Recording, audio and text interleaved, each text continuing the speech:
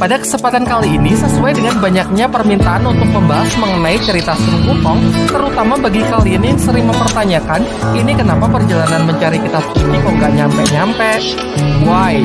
Menjawab hal itu, film animasi yang berjudul Perjalanan ke Barat bertajuk Selamat Tinggal Sun Wukong akan saya bahas dalam 15 menit ke depan.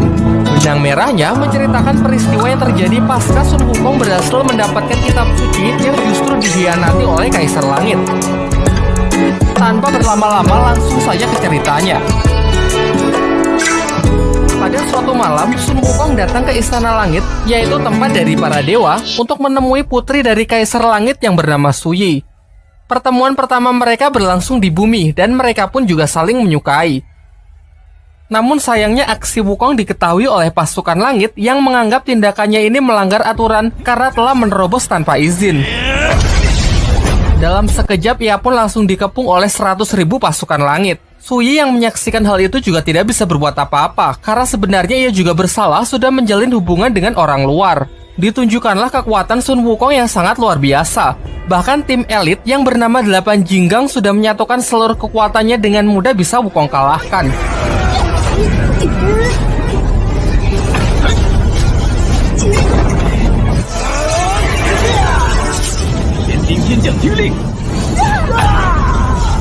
Tidak berhenti sampai di sana, seluruh pasukan pun merapat, menciptakan sebuah sangkar dengan pertahanan terkuatnya untuk membatasi gerakan Sun Wukong. Tetapi kekuatan dari Wukong masih saja menggila. Ia pun melepas ratusan duplikatnya dan menghancurkan pertahanan itu baik dari luar maupun dari dalam. Sampai pada akhirnya, Panglima tertinggi Kerajaan Langit, yaitu Dewa Erlang, menghantamkan tombak api untuk menyapu bersih Bunsin milik Sun Wukong. Pertarungan yang maha dahsyat antara dewa terkuat melawan sang kera sakti pun tak terhindarkan yang menggetarkan langit dan bumi.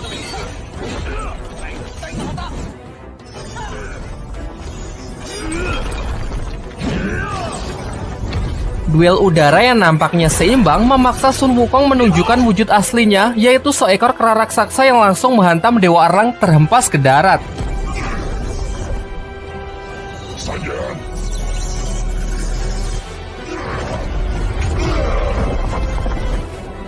Tak ingin kalah, sang dewa pun juga mengeluarkan kekuatan maksimalnya dengan menggunakan tombak api yang mampu memborbardir tempat itu. Serangan itu nyaris mengenai Su Yi yang tak jauh dari pertarungan mereka.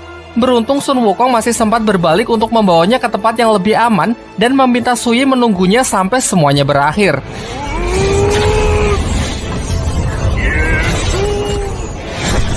Di ronde kedua, mereka pun saling mengadu kekuatannya dan terlihat jelas bahwa Wukonglah yang lebih unggul. Namun ini semua masih jauh dari kemenangannya. Secara mengejutkan, dari langit muncul cahaya keemasan yang menyerupai sebuah telapak tangan raksasa. Dan benar saja, sang Buddha Agung dengan jurus tapak Budanya berusaha menghentikan pergerakan Sun Wukong. Dalam keadaan yang sudah benar-benar terdesak, ia masih sanggup melempar tongkat saktinya, mengubahnya menjadi potongan yang lebih kecil dan terjatuh membentuk pagar untuk melindungi Su Yi yang dikhawatirkan masuk dalam area serangan. Sun Wukong pun terlihat kewalahan menghadapi serangan yang sangat dahsyat itu, sehingga membuatnya kembali ke wujud manusianya dan harus menelan kekalahan. Akibat dinyatakan bersalah karena menjalin hubungan dengan bangsa dewa, menerobos istana langit, dan membuat kekacauan, Sun Wukong pun disegel di sebuah gunung yang bernama Gunung Lima Jari. Sampai pada suatu hari ada salah satu dewa yang mengunjunginya yang bernama Dewa Rulai. Dewa Rulai pun memulai percakapan dengan mengatakan kalau ia adalah guru dari Su Yi, sekaligus dewa yang melepaskan jurus tapak Buddha sebelumnya. Tujuannya datang ke sini hanya untuk mengajak Wukong bermain catur sambil menceritakan asal-usulnya bisa sampai di Istana Langit. Namun, Sun Wukong yang emosi menolak tawaran baiknya dan justru melancarkan serangannya untuk membunuh Dewa Rulai.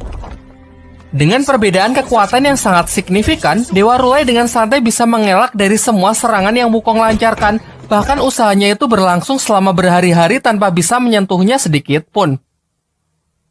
Sampai akhirnya Wukong pun memutuskan untuk menyerah, duduk tenang untuk bermain catur, serta bersedia menceritakan masa lalunya. Jauh sebelum ia mengacaukan Istana Langit, ia adalah seekor siluman kera yang menjadi raja dari bangsa kera di sebuah tempat di bumi yang bernama Gunung Huakwo.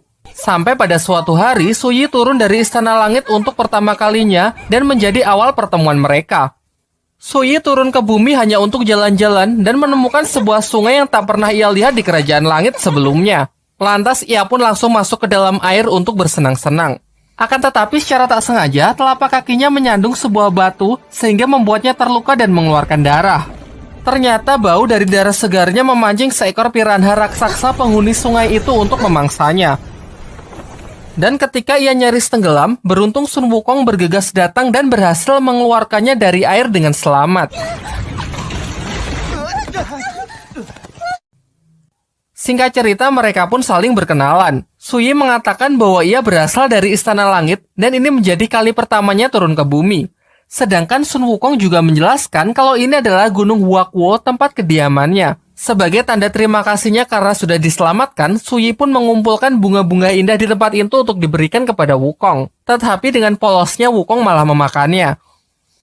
Namun tak lama setelah itu, pasukan langit yang dipimpin oleh salah satu Jinggang datang untuk mencari Suyi yang ternyata pergi secara diam-diam. Wukong yang tak terima Suyi disalahkan, mengatakan kalau kebebasan adalah hak dari setiap makhluk hidup. Mendengar hal itu, Jinggang pun memerintahkan pasukannya untuk menyerang Wukong yang dianggap makhluk liar yang tak tahu aturan langit. Sayangnya tak semudah itu karena ternyata Wukong dapat menghajar para dewa itu dengan sangat mudah.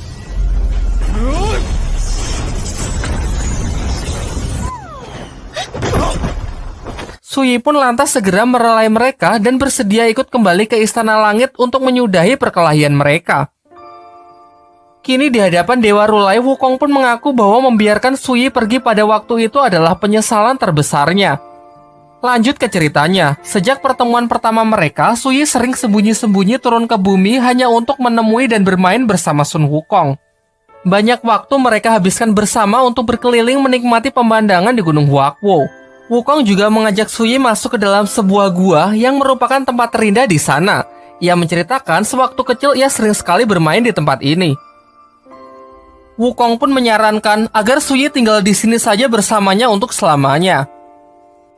Namun Suyi menjelaskan bahwa ia dilahirkan di Istana Langit. Ia tidak punya pilihan karena sudah menjadi takdirnya untuk tetap tinggal di sana. Suyi juga mengatakan kalau ia sangat menghormati ayahnya yang mengemban tugas mulia untuk menjaga cahaya kehidupan di dunia.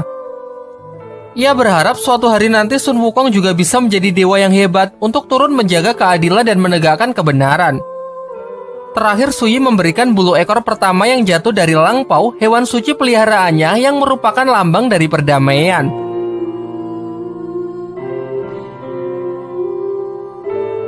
Beberapa bulan berlalu semenjak pertemuan terakhir mereka. Suyi sudah tidak pernah turun lagi untuk menemui Sun Wukong. Hal ini membuatnya cemas sehingga memutuskan untuk pergi mencarinya ke Istana Langit. Kebetulan hari ini juga bertepatan dengan acara perayaan buah persik yang sudah bisa dipanen setelah ribuan tahun. Wukong yang baru sampai dengan nakal mencuri dan memakannya.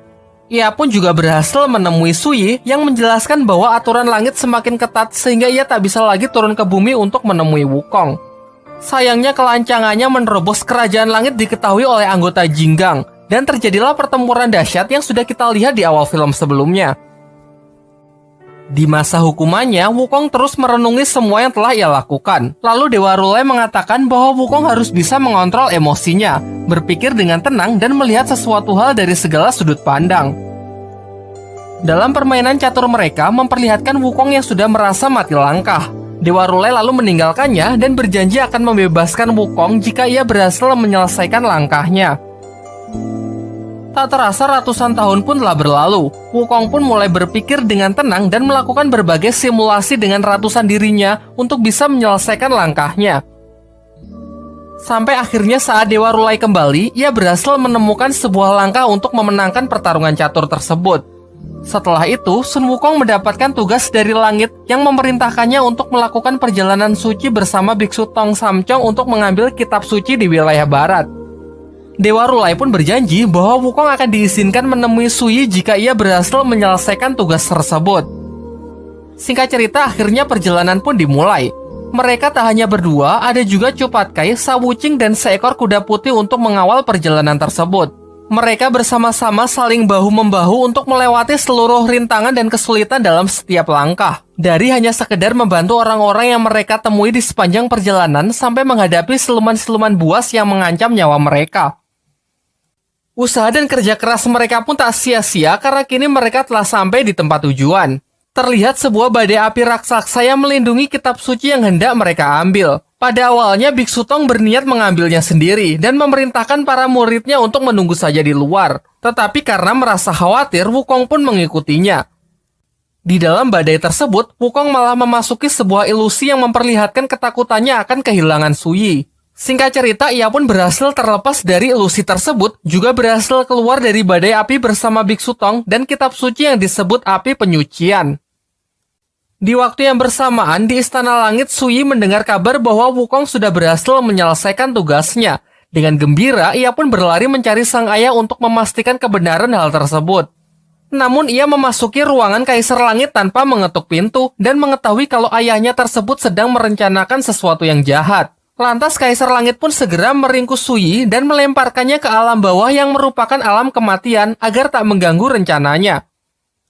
Tak lama setelah itu, Dewa Rulai mencari Kaisar Langit untuk menanyakan keberadaan Suyi. Mengingat ia harus menepati janjinya kepada Wukong untuk mempertemukan mereka setelah Wukong berhasil menyelesaikan tugasnya.